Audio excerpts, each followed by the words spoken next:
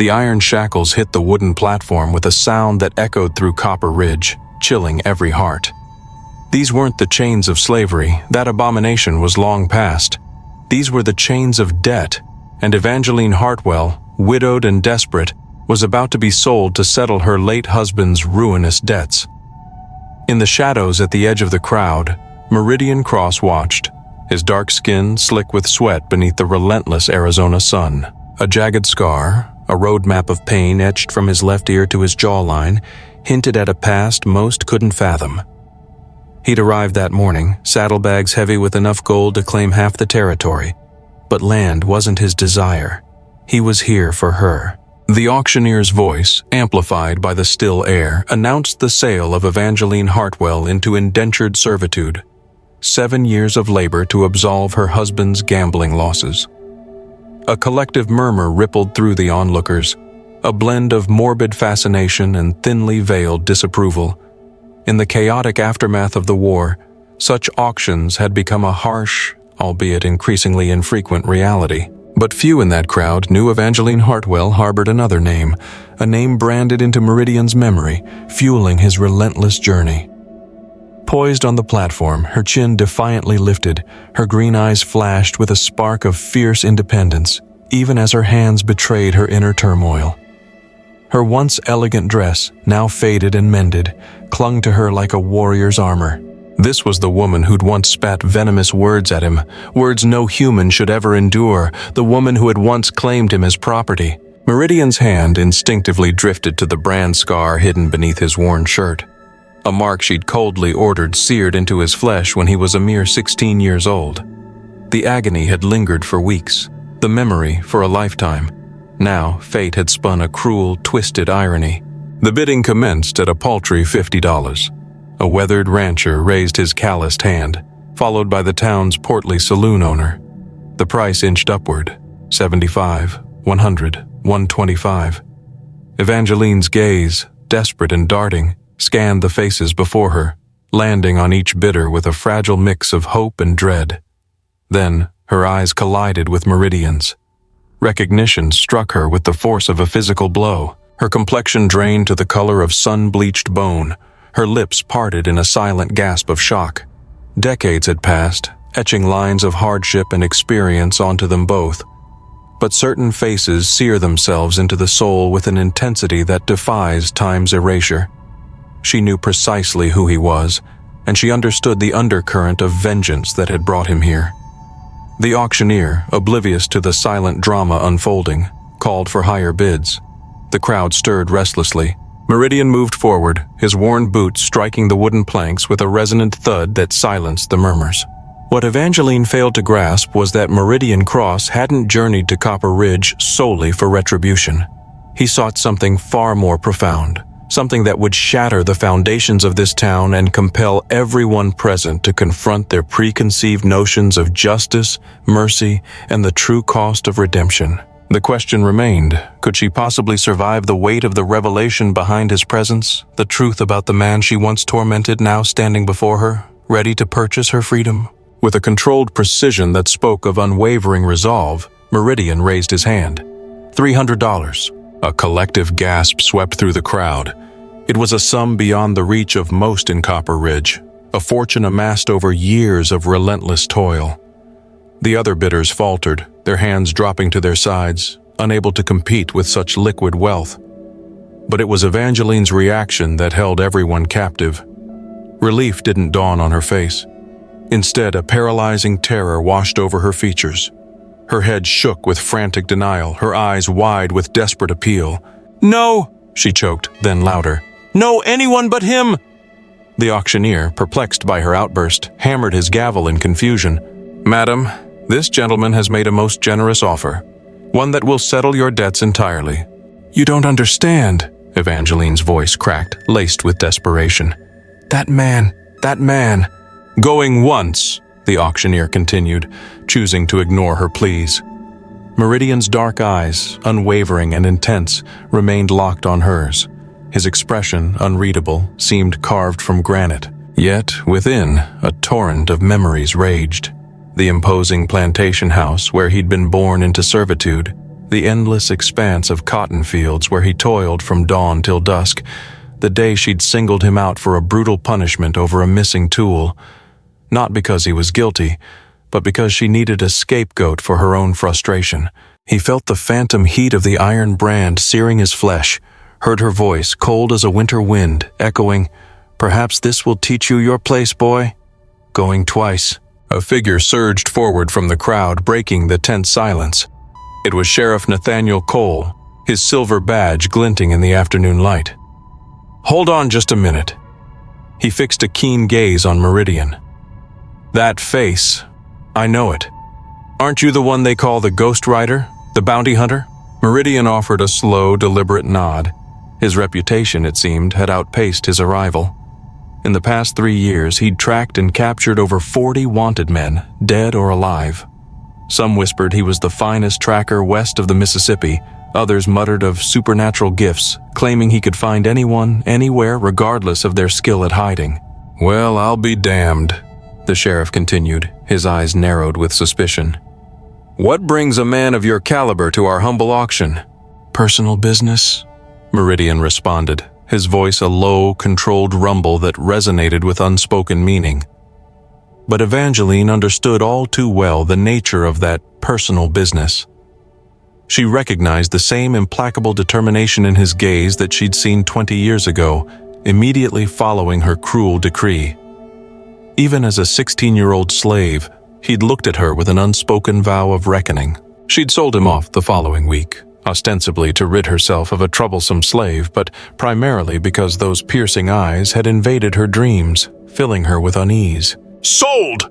The gavel crashed down, its sound final and irrevocable. The crowd began to disperse, but Meridian remained rooted to the spot, his gaze fixed on the woman who had once held dominion over him, now legally bound to his will for 7 years of servitude. Sheriff Cole approached him, his brow furrowed with concern. "Listen here, Ghost Rider. I'm unaware of the history you two may have, but this is a lawful transaction. Whatever your intentions, I intend to uphold the law." Meridian responded softly, his voice laced with an unsettling calm. 7 years of service as stipulated in the contract.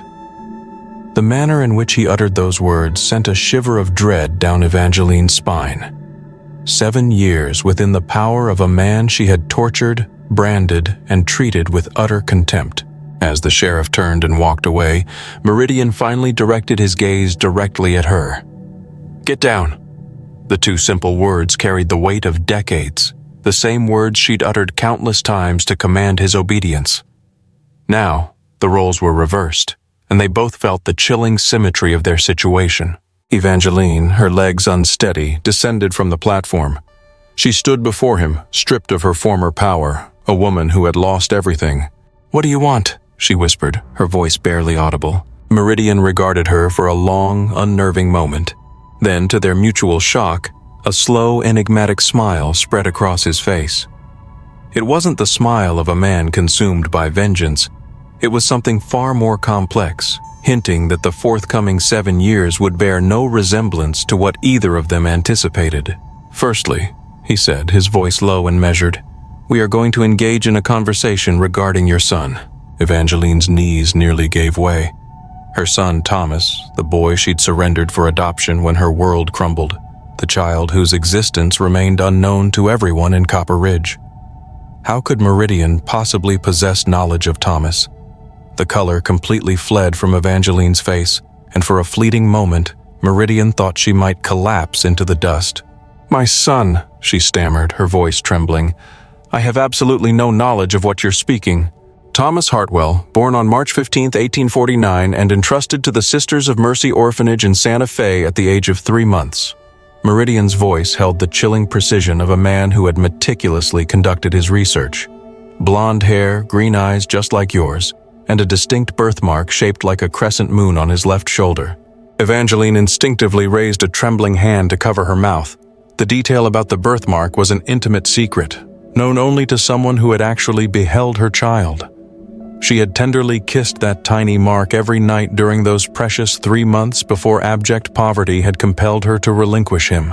"How do you—" she whispered, her voice laced with disbelief. "Because I located him." The words reverberated through her, striking her with the force of a physical assault. She stumbled backward, her legs seemingly unable to support her weight. Meridian reached out, grasping her arm to steady her. The touch unexpectedly gentle, reminiscent of the comfort he had offered to other slaves when she wasn't looking. "Where is he?" The desperation in her voice was raw and primal, a testament to the dormant maternal instincts that had remained buried for 17 long years, now erupting with overwhelming force. "That depends entirely on your cooperation." Meridian guided her toward his horse, a magnificent black stallion whose quiet intensity mirrored that of its owner. He retrieved a small, framed daguerreotype photograph from his saddlebag and handed it to her. Evangeline drew in a sharp, ragged breath. The young man depicted in the photograph was undeniably her son, now 17 years old, tall and robust, bearing her eyes and his father's stubborn, determined jawline. But it was another detail in the image that caused her heart to lurch. Thomas was clad in a military uniform. "He enlisted with the 9th Cavalry Regiment 6 months ago," Meridian explained, his voice low and steady. "They are known as Buffalo Soldiers, one of the first all-black regiments in the Army." "But he's not—" Evangeline started to protest, then stopped, the realization dawning on her. Her son wasn't black, but he had spent his formative years in an orphanage populated by children of all races. In his mind, those soldiers had become his brothers, his chosen family. "He remains ignorant of his true parentage," Meridian continued, his gaze unwavering. "He believes his parents succumbed to a cholera outbreak. However, he is scheduled to ship out in a mere 2 weeks to combat the Apaches, a territory fraught with peril. Many men do not return." The threat was implicit, yet unmistakable. Her son was poised to enter a life-threatening situation, and Meridian possessed the means to help her reach him in time. "What do you require from me?" she asked, the words barely audible, although she already suspected the answer would be far more complex than simple retribution. "I desire for you to comprehend the sensation of relinquishing everything you hold dear," Meridian replied softly. "But not in the manner you envision." He mounted his horse with a fluid motion and extended his hand toward her. "You will accompany me to Santa Fe. Together, we will locate your son." Evangeline remained transfixed, staring at his outstretched hand, the same hand she had once witnessed being branded and scarred at her behest. Now it offered her the sole opportunity to save her child. "Why would you extend assistance to me in finding him?" Meridian's expression shifted, becoming distant and haunted. "Because Thomas isn't solely your son, Evangeline." The manner in which he uttered her given name sent a shiver of unease down her spine. He had never been permitted to address her by her first name previously. However, there was something more in his tone, something that suggested a connection she had not considered. "What do you imply?" "Mount the horse, and I shall narrate a tale of a 17-year-old slave who was sold away from your plantation, a boy who dedicated years to tracking down every individual who had ever been sold from that accursed place. A boy who discovered that one of them concealed a rather compelling secret." Evangeline's mind raced. What secret could a former slave possibly know concerning her son? Yet, as she peered into Meridian's eyes, she began to grasp that everything she thought she knew about her past was about to be irrevocably upended. After a moment of agonizing hesitation, Evangeline grasped Meridian's outstretched hand. Her desperate need to ascertain the truth about her son eclipsed her fear of the man she had once brutally mistreated. As they departed Copper Ridge, Meridian commenced speaking in a voice so subdued that she was compelled to lean forward to discern his words above the rhythmic cadence of the horse's hooves. "Subsequent to your sale of me, I found myself working on a ranch in Texas where I spent 5 years laboring until I earned my freedom papers. However, I never forgot that plantation, never forgot the people who were scattered like leaves in the wind when your husband's debts started piling up." The desert landscape stretched endlessly before them, sparsely populated with sagebrush and the skeletal remains of long-dead trees. Evangeline had never been in such close proximity to Meridian as an adult, and she was struck by the stark contrast between the man he had become and the frightened boy she remembered. He possessed a quiet strength now, a profound sense of confidence that stemmed from enduring the worst the world could inflict upon him. "I resolved to track down every individual who had been sold," he continued, his voice devoid of emotion. Most were deceased, while some had managed to forge new lives. However, there was one individual I was never able to locate, someone who vanished around the time your son was born. Evangeline's heart began to pound erratically. Who? A slave named Isaiah, a young man, approximately 19 years of age, who labored in your husband's stables. Word circulated that he had been caught with one of the white women in town and was hastily sold off to avert a lynching. The blood in Evangeline's veins turned to ice. She remembered Isaiah, a tall, gentle soul with the most mesmerizing eyes she had ever encountered. He had shown her kindness during the darkest period of her marriage, when her husband's drinking and gambling had transformed her existence into a living hell. "But that is impossible," she whispered, her voice trembling. Isaiah had been sold prior to Thomas's birth. Was he? Meridian's voice carried a weight that caused her stomach to clench. Or was he sold because Thomas was about to be born? The truth struck her with the force of a lightning bolt, the timeline, the sudden surge of violence and suspicion in her husband's behavior. The urgency with which he had insisted that the baby be given away immediately, citing poverty as the reason when they still possessed ample funds to provide for him.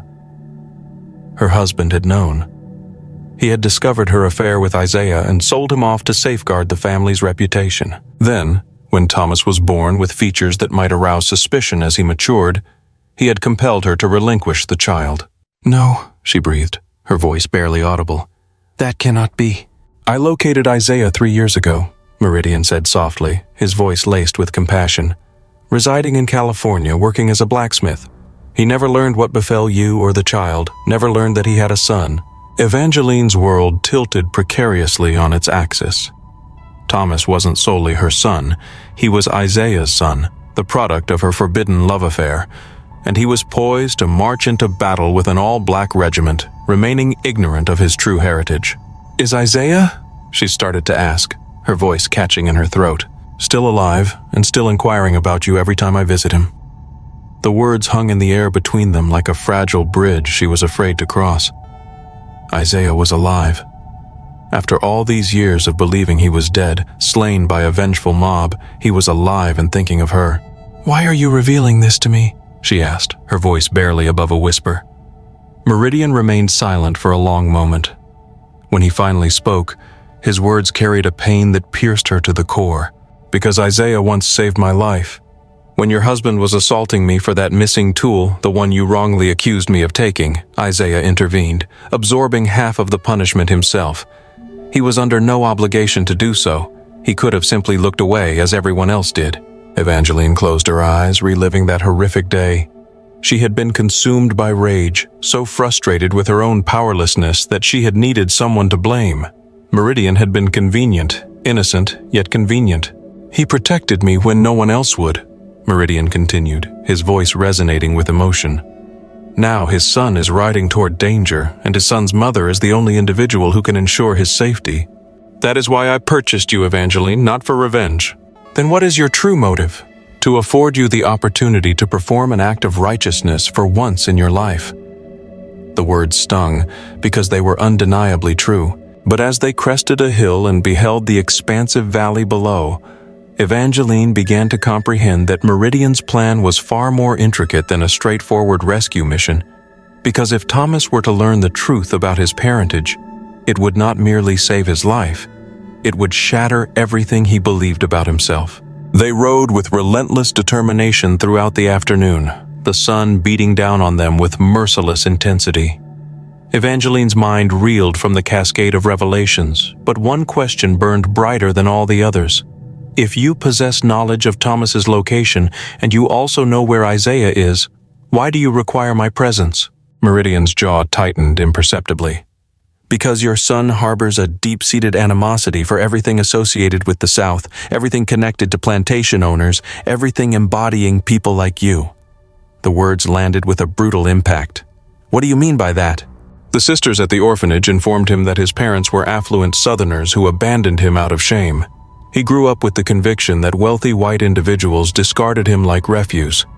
That is the driving force behind his decision to join the Buffalo Soldiers, to wage war against everything he believes his parents represented. Evangeline felt a wave of nausea wash over her. Her sacrifice, her decision to relinquish Thomas to shield him from her husband's wrath, had been twisted into a narrative that made her son despise the very people from whom he originated. "He will not heed my words," Meridian continued, his voice somber. "A black bounty hunter arriving with tales of his actual parents? He will assume I am fabricating a story in an attempt to deceive him into deserting. But you, he will despise me even more upon discovering my true nature, perhaps. Or perhaps witnessing his mother risking everything to rescue him will reshape his perception of the kind of individual she truly is." They crested yet another hill and noticed smoke billowing in the distance. Not the wispy tendrils of a campfire, but the thick, ominous columns indicative of something burning out of control. Meridian spurred his horse forward, increasing their pace. As they drew nearer, the source of the smoke became chillingly evident. A stagecoach lay overturned on the road, its wooden frame engulfed in crackling flames. Bodies were scattered around it, resembling discarded, broken dolls. "Apache raid," Meridian said grimly, dismounting to survey the scene with a practiced eye. "Recent, within the past hour perhaps." Evangeline remained mounted on her horse, her complexion ashen as she took in the carnage. But Meridian was focused on something else, fresh tracks leading north toward a rocky outcropping. "Someone survived," he announced. "They are concealed up there." They approached the rocks cautiously, Meridian calling out in both English and Spanish, his hands raised and empty. After a tense moment, a weak voice responded, "Help, please." They located him wedged between two boulders, a young soldier clad in a blue uniform, bleeding profusely from a gash on his head. But when he lifted his head to look at them, Evangeline's heart stopped. Green eyes, blonde hair, the same stubborn jawline she had kissed goodnight 17 years ago. "It was Thomas, madam," he whispered, his voice strained with pain. "Thank God, the Apaches. They took everyone else. I feared I was going to perish here." Evangeline found herself incapable of speech, unable to draw breath. Her son was alive, wounded, but miraculously alive, gazing up at her with an expression of trust and gratitude. He had no idea of her true identity. Meridian knelt beside him, examining his wounds with swift efficiency. "What is your name, soldier?" "Private Thomas Morrison, 9th Cavalry. We were providing escort for the stage. The Apaches ambushed us at dawn." His voice was weak but surprisingly steady. "Are you individuals from Santa Fe?" "Something to that effect," Meridian replied evasively. "Are you capable of riding?" "I believe so, but—" "Madam," Thomas directed his gaze at Evangeline, his brow furrowed in concentration. "Your face, it is strangely familiar. Have we encountered each other previously?" The question hung suspended in the air like a loaded weapon. Evangeline found herself locked in an intense gaze with the child she had given birth to, the infant she had held for a mere 3 months before being forced to relinquish him. He was regarding her with the same trusting innocence he had possessed as a baby. I do not believe so," she managed to whisper, her voice barely audible. But Meridian was observing both of them with an expression that hinted this encounter was no mere coincidence.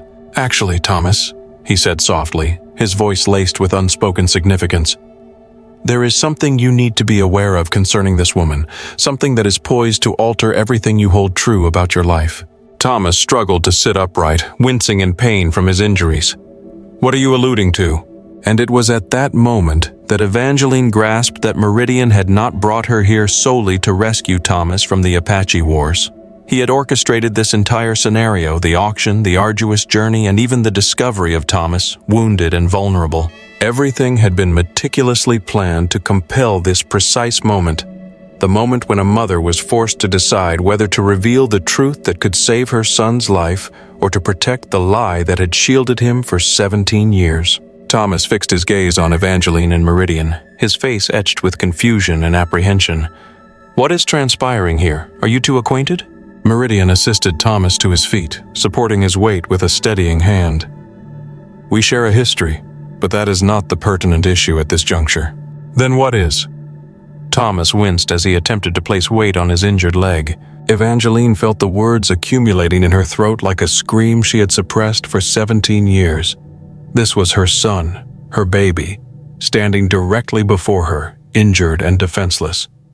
Every maternal instinct within her body screamed for her to confess everything, to embrace him, to never let him go again.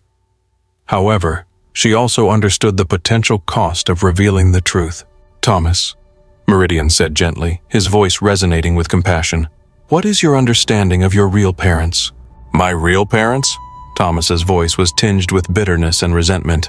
"Affluent plantation owners who discarded me like garbage upon my birth. The sisters at the orphanage informed me that they were too ashamed to raise a child they could not adequately provide for." He offered a hollow laugh, devoid of any genuine humor. "The ironic part is, they were fully capable of providing for me. They simply chose not to do so." Evangeline felt each word penetrate her heart like a knife. Her sacrifice had been transformed into abandonment. Her attempt to safeguard him had become the source of his deepest pain. "What if your understanding were inaccurate?" Meridian asked quietly, his gaze unwavering. "What if the narrative you were told did not represent the entirety of the truth?" Thomas studied Meridian's face with a sharp, discerning intelligence. Despite his youth, his eyes reflected an ancient wisdom, the kind that is acquired from growing up without parents, from learning to decipher people's intentions for survival. "You are leading towards something with this line of questioning. Simply state it outright." Meridian turned his attention to Evangeline. The moment of reckoning had arrived, but she remained paralyzed, terrified of the decision she had to make. "This woman," Meridian said slowly, each word carefully chosen, "is Evangeline Hartwell.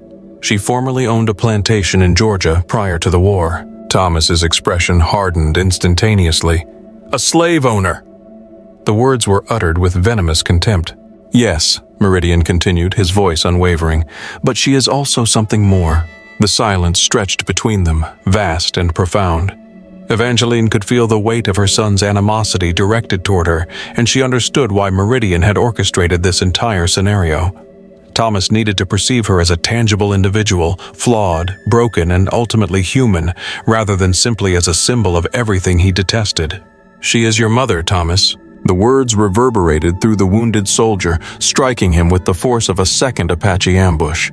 He staggered backward, his face shifting rapidly between disbelief, anger, and a fleeting glimpse of something akin to hope, before settling on a mask of raw, unadulterated rage. "That is impossible." "Look at her eyes," Meridian urged gently. "Examine her face closely. You yourself stated that she appeared familiar." Thomas stared at Evangeline with newfound intensity, and she witnessed the precise moment of recognition dawning within his eyes. The same eyes that gazed back at him from mirrors, the same stubborn set to his jaw, the same inclination to tilt his head when puzzled. "No," he whispered, his voice laced with denial. "No, she abandoned me. She gave me away because she was ashamed." "She relinquished you to ensure your survival," Meridian corrected, his voice firm but gentle. "Because your biological father was not her husband." The sheer magnitude of the revelation proved overwhelming for Thomas's injured mind to process. He appeared to be a man struggling to solve an intricate puzzle while simultaneously drowning. "My father was a slave, named Isaiah, a good man who deeply loved your mother and remained unaware of your existence." Thomas's knees buckled beneath him. Meridian caught him before he could collapse, easing him down onto a nearby boulder. The young soldier's world had just been irrevocably shattered. I am the son of a slave? You are the son of two individuals who loved each other deeply in a world that would have executed them for it," Meridian said, his voice resonant with compassion. "Your mother did not abandon you out of shame. She rescued you from a husband who would have murdered both of you if he had discovered the truth." Thomas directed his gaze toward Evangeline, his eyes filled with a mixture of pain and confusion. "Is it true?" This was the moment she had both dreaded and longed for in equal measure. Her son was finally addressing her directly, and she was compelled to decide whether to claim him as her own or to perpetuate the lie that had shielded him for so many years. "Yes," she whispered, her voice cracking with emotion. "You are my son, and I have loved you every single day since I was forced to relinquish you." But even as the weight of the truth hung heavy in the air between them, Meridian was scanning the horizon with growing concern. "We must relocate immediately," he said urgently, his voice low and tense. "The Apaches who attacked the stage, they are returning, and they are bringing reinforcements. In the distance, dust clouds billowed into the sky, and the sound of war cries carried on the desert wind. Thomas was injured, Evangeline was defenseless, and Meridian was just one man facing what appeared to be a dozen Apache warriors. The family that had just been reunited was on the verge of being torn apart once again. The Apache war cries grew louder, echoing off the canyon walls like the howls of ancient spirits. Meridian counted at least 12 riders approaching at breakneck speed, their horses kicking up clouds of dust that resembled ominous smoke signals against the fading light. "Can you wield a firearm?" Meridian asked Thomas, swiftly retrieving a spare revolver from his belt and offering it to him. Thomas nodded grimly, his features hardening with resolve as he checked the cylinder. Buffalo soldiers do not survive by being poor marksmen. However, Evangeline could discern the lines of pain etched around her son's eyes, the subtle way he favored his injured leg. He was more seriously injured than he was willing to admit, and they all understood it. "There is a narrow pass situated approximately a quarter of a mile north," Meridian said, pointing toward a gap in the rocks. "If we can manage to reach it, they will be compelled to approach us in single file." "And if we fail to do so?" Evangeline asked, her voice barely a whisper. Meridian's expression was grim. "Then we make our stand here." They mounted their horses with practiced efficiency, Thomas positioned behind Meridian and Evangeline on her own mount. However, as they spurred their horses toward the pass, it became increasingly evident that they would not arrive in time. The Apache riders were rapidly closing the distance, their superior knowledge of the terrain affording them a distinct advantage. "They are cutting us off!" Thomas shouted above the thunderous pounding of hooves. Meridian abruptly veered sharply to the left, heading toward what appeared to be a dead end, a box canyon surrounded by steep, impassable walls on three sides. Evangeline's heart plummeted. He was trapping them. "What are you doing?" she cried out, her voice filled with panic. "Trust me," Meridian called back, his tone firm and reassuring. They plunged into the canyon just as the first Apache arrows began to rain down around them. One arrow whistled past Evangeline's ear with terrifying proximity, so close that she could feel the fletching brush against her hair. Another buried itself in the saddle horn, inches from her hand. As they reached the back of the canyon, Meridian dismounted and began pulling aside what appeared to be a haphazard pile of loose brush and tumbleweeds. Concealed beneath the debris was the entrance to a hidden cave. "An old mining tunnel," he explained swiftly, his movements precise and efficient. "An abandoned silver mine. I scouted it this morning." "This morning?" Thomas stared at him, his eyes widening with newfound understanding. "You anticipated that this would occur?" "I recognized the possibility. The Apaches have been raiding along this route for weeks. I came prepared." They led their horses into the cave just as the Apache warriors reached the canyon's entrance. The tunnel was dark and claustrophobic, but it extended deep into the heart of the mountain. More importantly, it possessed another exit, concealed on the far side. As they navigated through the oppressive darkness, guided solely by Meridian's unwavering steps, Thomas finally voiced the question that had been gnawing at his mind. "You orchestrated all of this, didn't you? The auction, locating me wounded, the Apache attack, all of it." Meridian remained silent for a long moment, allowing his words to resonate within the confines of the tunnel. "Not the attack, that was pure chance, but the rest, yes." "Why?" Evangeline's voice echoed through the narrow space, filled with confusion and disbelief. "Why endure all of this hardship and deception?" "Because sometimes the sole means of healing old wounds is to confront them together." They emerged from the cave on the opposite side of the mountain as the sun was setting, casting a spectrum of vibrant shades of red and gold across the vast desert landscape. The Apache warriors remained preoccupied with their search within the box canyon, unaware of the existence of the hidden tunnel. For the first time since the tumultuous reunion had begun, they were afforded a moment of relative safety and respite. Thomas lowered himself onto a boulder, the combined effects of exhaustion and blood loss finally overwhelming him. "I require a clear understanding of something," he said, directing his gaze directly at Evangeline, his voice unwavering. "If what you are both telling me is veracious, if you are truly my mother and you made the agonizing decision to relinquish me in order to save my life, then why did you not seek me out when it became safe to do so? After the war concluded, after slavery was abolished, why did you not attempt to locate me?" The question hung suspended in the air like a challenge. Evangeline realized that this was the ultimate test, not whether she could claim him as her son, but whether she could adequately explain 17 years of absence and silence. "Because I was a coward," she said simply, her voice filled with self-reproach. "Because I convinced myself that you were better off without me in your life.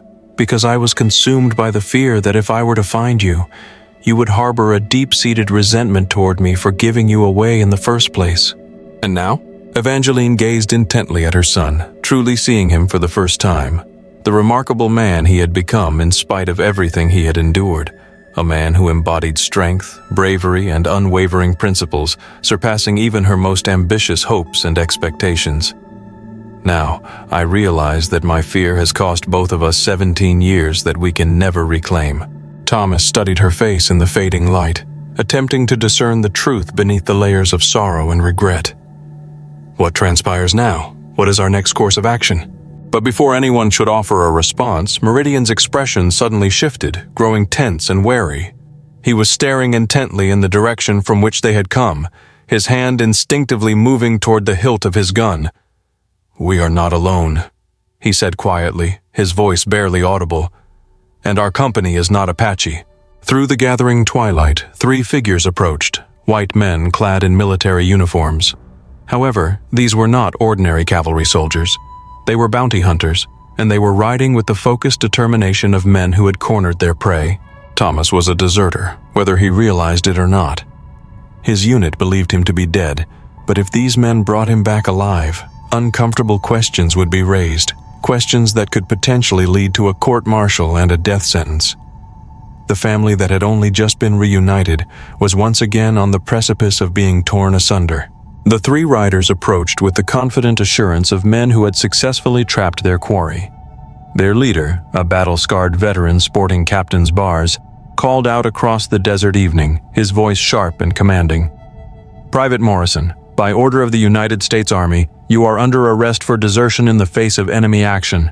Thomas struggled to his feet, his face pale but resolute. "Captain Briggs, sir, I sustained injuries during the Apache attack. These individuals rendered assistance and saved my life." "That is not consistent with the official report, soldier."